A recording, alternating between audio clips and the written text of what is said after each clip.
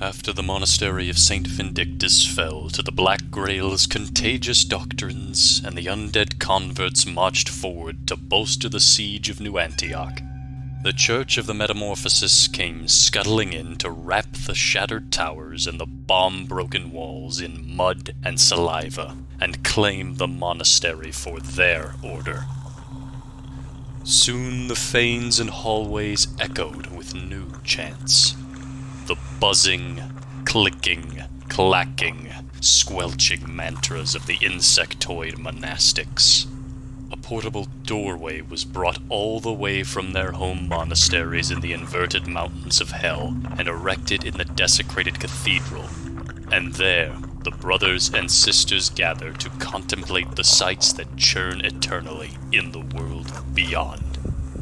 A newly reborn acolyte, still wearing tatters of the human skin he'd shed when the maggots of communion reshaped his inner flesh, comes clicking into the scriptorium, where many of his brothers and sisters are penning propaganda to distribute throughout the heretical provinces.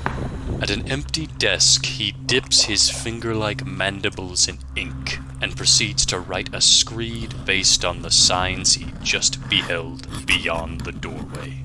Signs that become symbols on parchment made from the hides of willing sacrifices. Symbols that will worm into the brains of any readers, and there lay the seeds of transformation. In their shrines, dug into the rock below the monastery, sisters of the transcendent Chrysalid are interrogating a captured general from one of the penitent legions recently swarmed in the trenches outside New Antioch. The man had bitten out his own tongue to thwart their aims, but the sisters have no need for speech. They can't even hear through their translucent calls. They hoist him upside down and carefully, slowly, crack open his skull. They are expert haruspices, carefully jotting down the intel about the city's defenses they read from the convolutions of his brain. Elsewhere in the monastery, the tiny abbot bows before the gigantic Mother Superior and the heaps of eggs she continuously excretes from her birthing sacs. All day and all night, he supervises the droning postulants that spend their brief lives fertilizing the eggs by inscribing horrible sigils into their soft shells.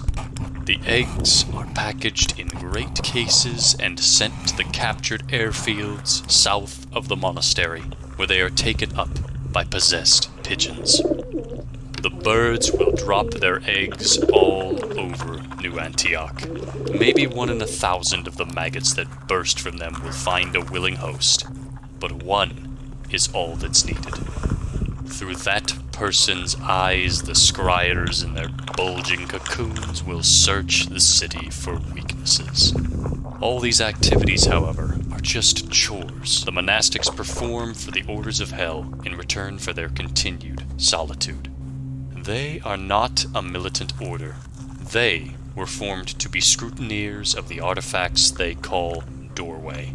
They are dedicated to studying the beyond, and there is no finer fate than to be hollowed out by the things they see. Their souls twisted into incomprehensible shapes no material shell can contain.